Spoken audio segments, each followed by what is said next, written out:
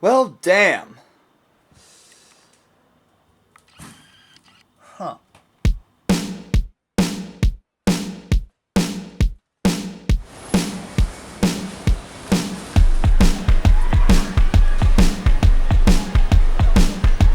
What's going on, Phoenicians? My name is Phoenyx if you don't know me already.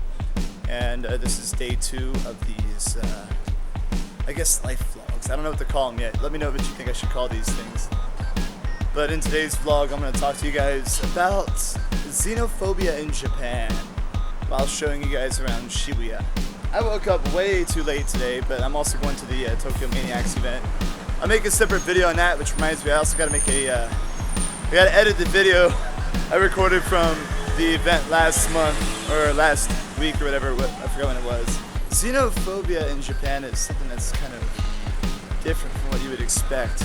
And this is a topic that's brought up quite frequently on Twitter, on Facebook, YouTube, and I feel like, I haven't even brought it up myself, I don't even think I did. I brought up some things about Japan that might be considered racist or whatever, but like, nothing that really discussed this topic at detail. So I think I'll talk to you guys about that, maybe give you some examples of my own experience with xenophobia.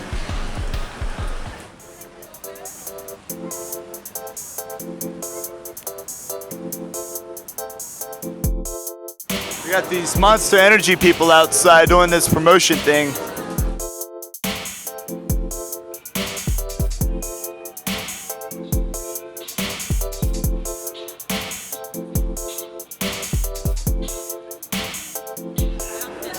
So basically Yuta, that Japanese man Yuta, I guess he's the guy behind this most recent discussion about xenophobia in Japan. I really don't know how else to say this nicely, but I think he's not right about his view. Basically, first of all, he mentioned Filthy Frank. If anybody takes Filthy Frank seriously, I'm pretty sure they're not really qualified to be a Japan expert, so I don't know why he was freaking about Filthy Frank.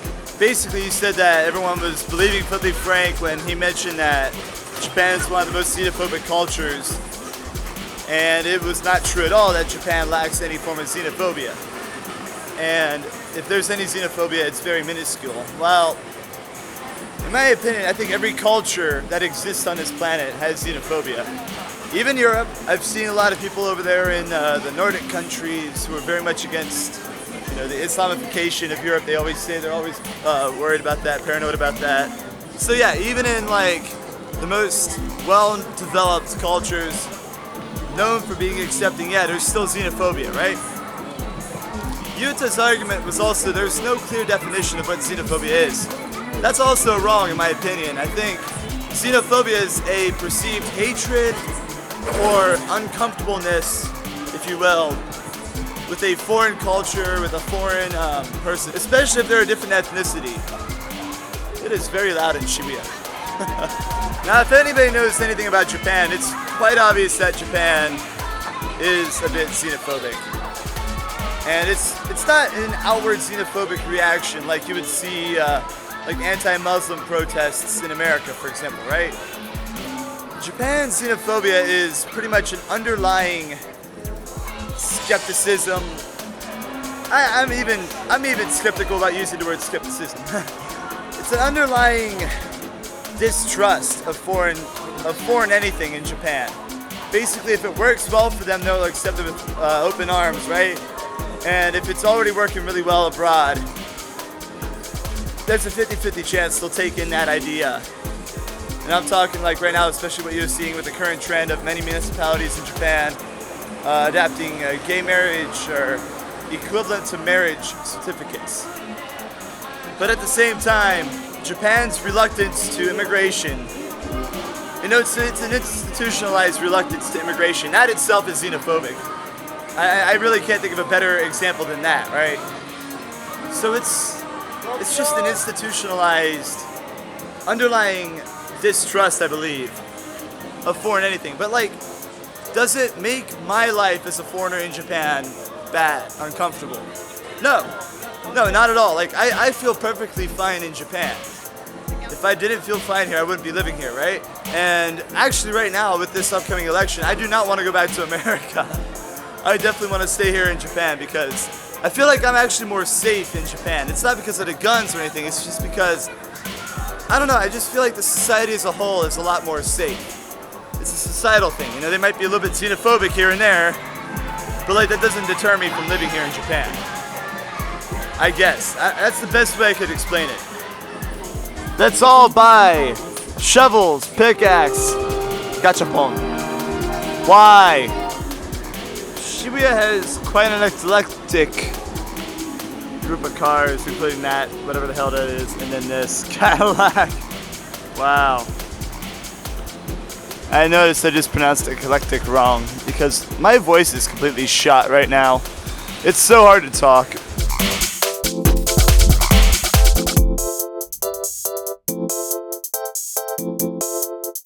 I'm having a hard time finding lunch, and I just found this Kumamoto original goods from Kumamoto Prefecture, including this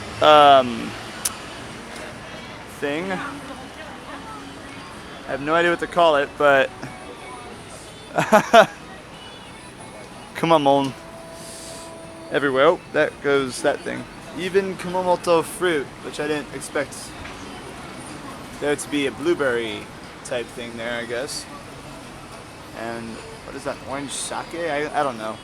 Whatever is here though, I can't find to eat immediately for lunch. So this is a ramen. I got these weird cookie things. Yeah, okay.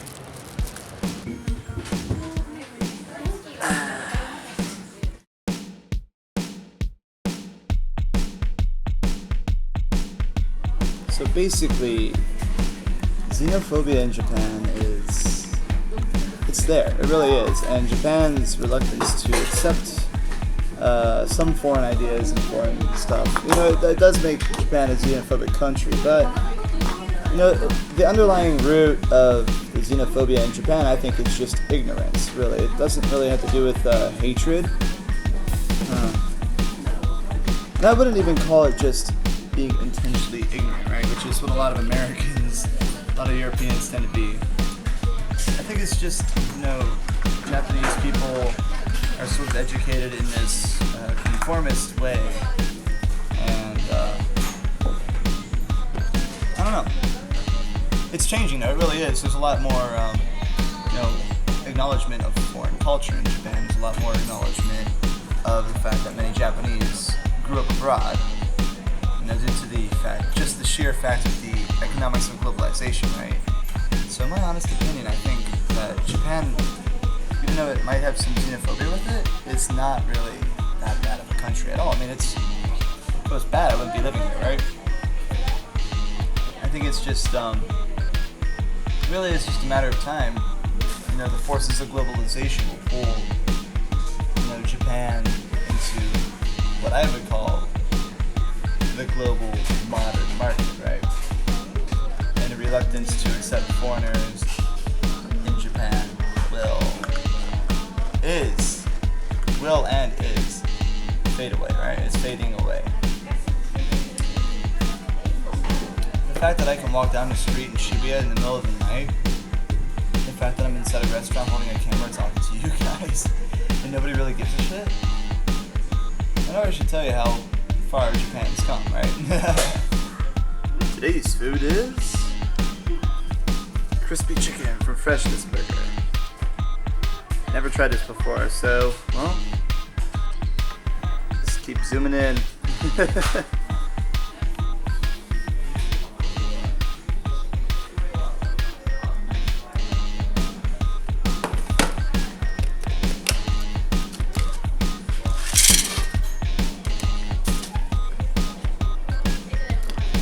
Hey, which one is?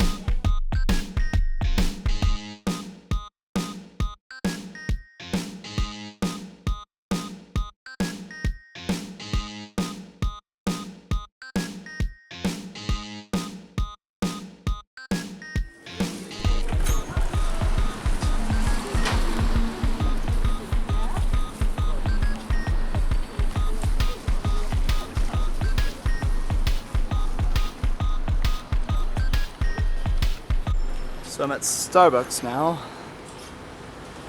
Remember last video I talked about how not to waste your money and go to Family Mart and get yourself an orange drink? Well, they have a new orange drink now. The Orange Crush Frappuccino, and I don't like Namacrema. So, this is what they replaced that Strawberry Crush with. I got myself a cookie. So let's give this one a shot.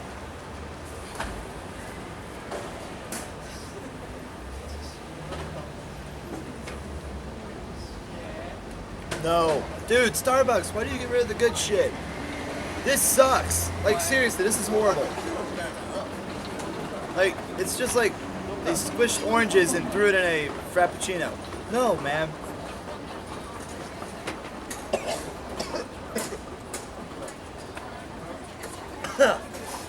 I was choking on an orange. No. No. No, Starbucks, no. Jesus Christ.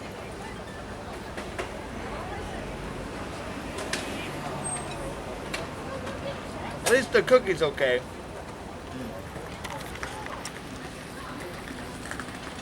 God dang, that was a waste of money. Like, these chunks of orange in the bottom here. Like, I was choking on that. Like, that's not good, man. I don't know what you're thinking. So, what about my experiences with xenophobia? I guess the obvious one is the ability of foreigners to successfully rent an apartment, right?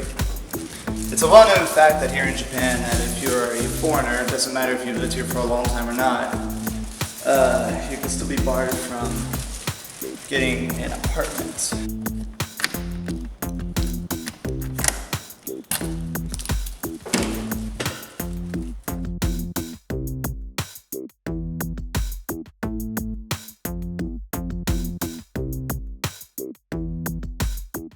There's different levels to this xenophobia. Sometimes they bar you from renting if you have no renting experience before in Japan. Sometimes they bar you from renting if you can't speak Japanese. And then just sometimes altogether they just bar you from renting no matter what ethnicity you are, which obviously, well, that's quite bullshit, right? Well, that itself, you know, the whole housing thing in Japan, that's xenophobia, right? People who are not foreigners, Japanese people, they're like, I don't want a foreigner living next to me. And they pressure their landlord. And then their landlord gives in and says, okay, well, we won't rent to foreigners. So that does happen. That happens quite a lot. And it's one of the biggest hurdles that many foreigners get, or they face when they come to Japan, right? But even that's starting to change, right? Unlike the United States, Japan doesn't have equal housing laws and stuff like that. But, I mean, from what I've heard, that stuff might be changing. And the general resistance to foreigners, you know, living in Japan, or living in apartments in Japan, is starting to go down quite a bit because, well, Japanese people tend to break the rules of apartments, which are quite strict, a lot more than foreigners do. So, yeah. I don't know why people said that Japan isn't xenophobic, or that Japan's not as, you know, a super xenophobic country. The fact that many people are afraid to live next to a foreigner is xenophobic, right? But a lot of the people that do complain about this are the same people that complain about daycare centers being built, schools being built in their area, i.e. old people, pensioners, the people who have the power and the money to make the rules in Japan, the people that are literally ruining Japan. So, it's just a matter of time before they pass on, right? And then another generation takes hold of whatever's left of Japan after the Olympics. Other than that, though, like, I love living here. Like, I feel really comfortable here, but, yeah, Japan does have its problems, right? So, I hope you guys enjoyed today's little vlog. Hit that like button if you did. I like making these a lot. And the last time I made a vlog like this was very successful. I'm going to make more of these. I don't know what to call these yet. Leave a comment down below on what I should call this little series of videos, right? And I will see you on the next video. Take it easy, Phoenicians. You like it?